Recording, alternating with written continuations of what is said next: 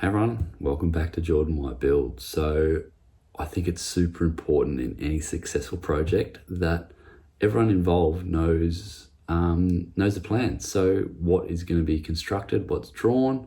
Everyone can have that confidence in knowing what the end outcome is. And it's a pretty common thing that, clients come to me, and whether that's before construction they might not have started, or even during construction, and don't fully understand what's required in drawings, what we need for an estimate or a building permit, or what's required during construction. So want to share some knowledge with you so you can have some basic understanding of what construction drawings are, how to read them. You know with certainty when you're getting plans drawn, or you approach a builder, what's required, and can have confidence what is actually on the paper is what you actually want. So today we're going to start with the architectural plans, which is probably the biggest element of the construction documentation. It's, shows the dimensions, it shows where it is on your site. It shows how the home essentially is going to look. So I'll run through this with you, show you the major elements that I think it's important for you to know. A lot of technical detail, that is for builders and trades, but want to share with you, I think, the major things that it's good to know, so then you can ask the right questions of your builder or trades, so what's going to be built. So I'll share a screen with you with an example of one of our previous works, and go through what I think are the important parts of architectural plans. So these are a set of architectural plans. So this is actually of a previous home of Abby and myself. So this was White House 2. You might remember from a couple of years ago, an extension renovation project that we did in town that we actually won a Master Builders Award, which was pretty cool. I guess the first thing to note is every set of plans by different architects will look different, but the content is fundamentally the same. So we'll start here down the bottom. These drawings were done by Mudra Building Designs. The important things to note here is firstly the site address. So you know what the site is. That's super important to know, firstly where the home is going to be built. We've got the client. Then the project number. So project number, revision number, drawing number. These are super important that everyone knows, what plans they're working off, because there's always amendments as plans develop, whether it's from, concept stages right through to construction. But it's super important that everyone knows, what documentation people are working on. So that's super important to know what they are, and you've got the date there. So you know what you're working off. The other thing to note on this first page is that it's got construction issue on the bottom right hand corner of the page. That means that these are ready for construction. As plans develop, generally it's noted as preliminary issue. So this is, shows that they're still in development, they're not final, and there's still some work that needs to be done. But construction issue means, these are final, these are ready for construction, these will be suitable for a building permit. Full quote, things like that. So that's important stuff from that. The other thing to notice on this cover page, which you'll see as we go through these plans, is we've got the building surveyor stamp here on the left hand side. So this shows us that these have been approved by the building surveyor. They're all good to go for construction. So that's super important once you get to final permit construction documentation, that it is the stamped copy, that this is the correct, it's been signed off. These are the drawings that we're going to follow to carry out the build. So the building permit number's there, it's got the date that they were approved, and obviously the building surveyor's information if you need to contact them. So we'll go on to the next page. Okay, so this next page, this is generally where the plans start. This is a site plan. So this shows, first of all, where the home is on the site. So here we can see this is existing dwelling here. Here's a proposed extension, proposed garage. We've got a proposed pavilion, new pool, new shed. The other things to note here, it's got all the boundary sizes, the dimensions of the block. It'll also have the setback. So we can see here on the right hand side of the home, this is set 5102 off the right hand side boundary. We know where the home itself is going to be located. Obviously shows you, what street is there. So this is on 11th Street. And obviously neighbouring dwellings as well. So I can see, where number 474 was in relation to us, where the next door neighbours over there were in relation to us as well. So, basically shows you where the home is on the site. This one here has a little bit more information. It's actually got the stormwater drawn as well. So where that's going to run, where the downpipes will be.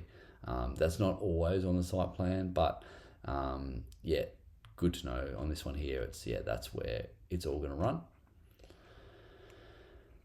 Moving on, these are some 3D renders. So I guess this is one aspect that every architect or designer will do differently. Some will have them, some won't. It's not a requirement on the plans, but we find it's a super helpful tool to visualize how the home's going to be built. So we'll get later to the 2D drawings, which are a critical part of the plans. But this one here, you can really see how the home is going to look from pool, home, windows, even the trees in the background here. So pretty cool. People that know this home, I think it looks quite similar to this now. Moving on, so this is actually the window schedule. So again, this architect does it slightly different to a lot of others, where he notes all the windows and does a drawing on like a 2D drawing with them all next to it. So we can see here window 3, for example. We can see the dimensions of that window. We can see how it's going to open. So this one, for example, is a fixed window on the left with an awning on the right. It's 1 meter high by 1640 wide. So generally window schedules, or what you'll see on plans, is always from the exterior view. That's I guess the main thing to note from this. But it shows all the windows. It shows the glazing. It shows what type of frame it is. That's super important that everyone knows what is in it. So I think the most important thing for clients is to know what is shown in terms of operation. So whether it's a split awning, fixed type of window, things like that. The other thing here, because these are final approved plans, on the bottom right hand corner here in the green, this is the Energy Raiders stamp to show that these are approved. What type of glazing, insulation, stuff like that we've got. So important to know they're all final. Got more windows there. Then here we have the floor plan. So this is probably the most common plan that people see, and it's where it all starts. Generally it starts on a piece of paper. We jot down a floor plan to see what sort of rooms, what sort of flow we want through the home. So starting here on the left, this is a demolition plan, obviously being an extension, what walls were staying and what were going. So in this case, the darker grey lines, they're the walls that were staying. Anything that's red dotted was getting deleted. So we replaced all the windows in this home. So that's the only bit externally that's deleted. And then we opened up this inside area. So they've been deleted as well. Moving over here to the final floor plan on the right, I guess the main things to see here is, you can see the rooms. You can see what they're labelled. So example, bed 2, bed 3, bed 4, we've got a bathroom. So that's, good for clarification. So, everyone knows what work is being done in specific rooms. We've got the room dimensions. It's a bit hard to see, we're not quite zoomed in enough, but you can see what size all the rooms are. So for example, we've got the master bedroom, which is 3.8 wide by 4.9 the other way. So yeah, got all the rooms. You can see where there's doors, what way they're opening. So here we've got, yeah, a lot of external doors that are opening in. You can also see the roof line. So this dotted line that goes, yeah, through the building, that's essentially showing where the ridges, the valleys, the hips are, to show the builders and trades how the roof's going to be built. The other thing that's shown here is, which is probably pretty major, is where all your plumbing fixtures are, because the plumber will use this to set out their underfloor, their sewers. So things like toilets, basins, showers, all pretty important to show all that. The other thing that's on these plans is your floor height. So a lot of the time we'll have on the site plan, especially for new homes, you'll have a finished floor level, FFL, in relation to a specific point, which might be the road, there might be a datum point or a surveying peg. This one here being an existing dwelling, we've got an FFL listed in the dining room, and then this home for it, actually we had a different floor height through the extension. So the FFL here is 9,850. So this section of the home, the floor level is 150 mil lower than the main home. So again, good to know these things. That's probably the major components for the floor plan. There's always a legend, so you can see what the things on the plans actually mean, which is there's a lot of abbreviations and symbols because it is hard to put a lot of detail on a plan, so you can see it. The other thing that's generally on the floor plan is your sizes, your floor areas. So this one here, it's down the bottom in the middle. I won't move my mouse because I keep getting a pop-up thing there. But yeah, it shows what the size of existing areas in this case, and what the size of the finished dwelling is going to be. So it's the living, outdoor area, garages, porticos, things like that. Moving on, so these are the elevations. So these are, one of the major parts of plans, and these will be on every set of construction documentation. So these are essentially a 2D image of every side of the home. So normally they're listed in terms of the compass. So here we've got southwest elevation, northwest elevation. Here we can see, what the home's going to be built like. So things like, what the roof's going to be. We can see the configurations of windows. So these are always final, how they're going to actually operate. So this window in the front, we've got an fixed awning. You can see here the ceiling height, so the height that the finished ceiling will be. Things like floor level, ceiling level, and a few specifications for what is actually going into it. So this one here, we've got corrugated iron. There's quad gutter. Moving down to a different view here, you can see how the roof lines, taking shape from this view. And this one here just had what sort of cladding as well. So this was just a fiber cement, so a matrix product, and we had a batten on it, so a fiber cement batten. Going down to some different views. So this one here is showing the pergola as well, showing the pool fence. Again, all your windows, things like that. You'll also see sometimes on the elevations, it might have some notes or numbers which will refer to sectional drawings, which we'll get to soon. So moving on, and this is handy. Here's some sectional drawings. So these are essentially a sawn off, a section of the home, so you can see how it's built inside, because everything we've seen so far is either from, I guess, a bird's eye view or an outside view. It doesn't actually tell you really what's inside. So this section AA shows us that this is a different scale to the other drawings. So this shows us a lot more detail. So here we can see from the start that this is on a raft slab. So it's got footings into the ground. Shows our ceiling height here over the left.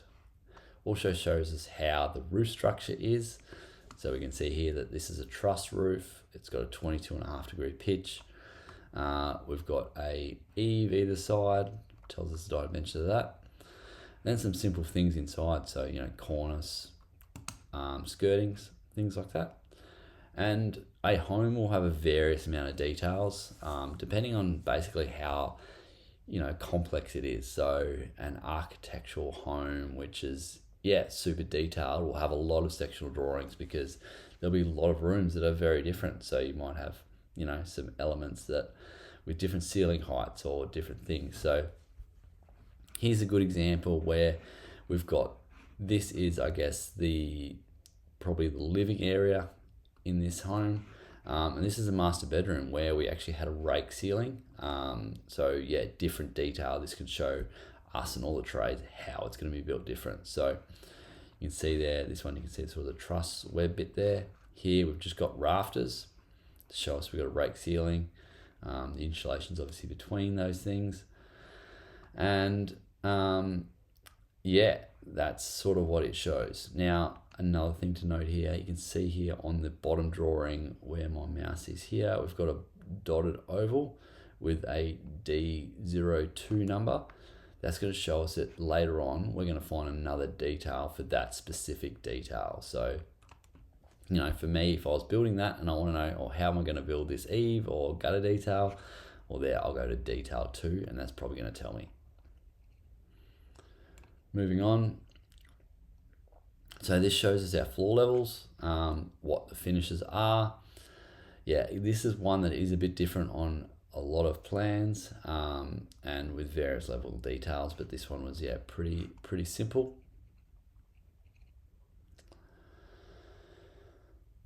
Here we've got some details from before. So that detail that I said before, here it is.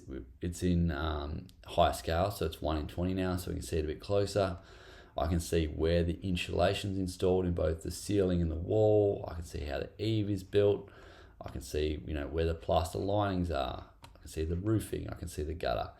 So a lot more detail there, a lot closer. So, me as a builder can understand how to build it. These ones here are probably less important for the clients. But again, those details, if they matter to you, it's good to know, how they're drawn and where to find them. Second detail here shows essentially the slab to frame connection, how the slab goes, finished ground levels outside, how the cladding will be finished.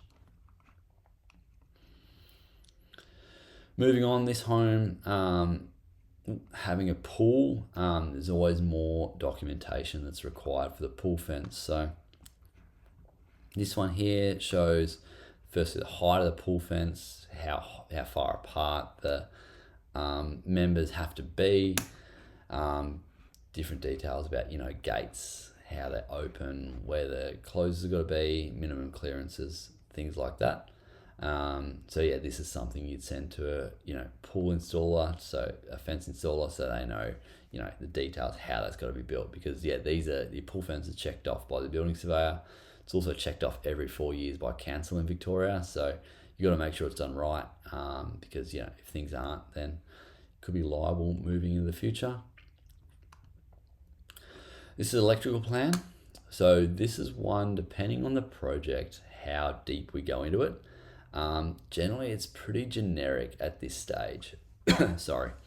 And we refine it a lot more later. But you do need to know the lighting calculations for the energy rating. So it does, those two are affected. We will go into the energy rating in a later video, so you know what to do here. But here we can see we had ceiling fans in each room. We've got some down lights. There was a Tastic in the ensuite. Some exterior lighting. Exhaust fan in the powder room. Again, there's a legend here to show you what these things mean. And then here we've got the details for illumination calculations. Not something we generally use too much, but it is a requirement for the permits. This is something I tell clients, don't get super, don't go super deep into it in the planning stage. We need it close for obviously to make sure it's compliant, but some of these things, it is easier to calculate once with, you can walk through the space and you can see, oh, this is where I'm going to have lights or PowerPoints, or this would be a really nice spot for a pendant. So, but yeah, it is on the plans and it is a requirement. So that's the major plan documentation. So then generally there's a lot of notes, just for things like details for how the job's going to be built, whether it's soil types or some technical details. A lot of this is pretty generic, part of every build, and here we've got some typical details here for things like waterproofing. But yeah, every building will be different here. One thing I forgot to show you going back here, on the floor plan, is on the floor plan always shows you your floor finishes. So here we can see, ensuite walk-in robe, for example, they were going to be tiled. Master bedroom, we've got carpet. Living room, we've got carpet. And it had vinyl in the dining room. So, another good one to know. So, hope you've enjoyed this video, learnt something. As again, it's super important to know what's in your plans. Future videos will show you through other documentation that you need for, building permit. You can have the knowledge and of what's required, and how your home's going to be built before it started. So hope you enjoyed it. Let us know, give some feedback, and look forward to seeing you in the next one.